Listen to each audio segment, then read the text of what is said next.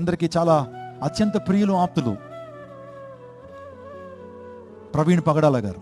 దేవుని స్వాత ప్రకటించడానికి ఆయన హైదరాబాద్ నుంచి రాజమండ్రి వస్తుంటే గత రాత్రి సుమారుగా మధ్యరాత్రులు అనుకుంటున్నాను 2-3 ఆ టైంకి అంటే రోడ్డు ప్రక్కన యాక్సిడెంట్ జరిగింది.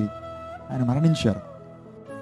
లోకంలో చాలా వ్యర్థంగా జీవించే వాళ్ళు ఉన్నారు కదా, పాపం చేసి అనేక మంది పాప ఊబిలోకి లాగేసేటువంటి చెత్తగాళ్ళు ఉన్నారు. వాళ్ళు ఇంకా బ్రతికింపు చేసి నీ కోసం రోషంతో రగులుతుంటాడు దేవుని సేవకుడిని ఎందుకు తీసుకున్నావు?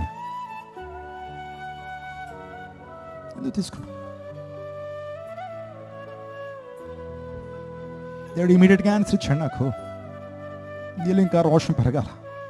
ఆ దేవుని సేవడు ఇంకెంతకాలం అయితే సేవ చేయగలడో ఆ సేవ నువ్వే చేయాలా.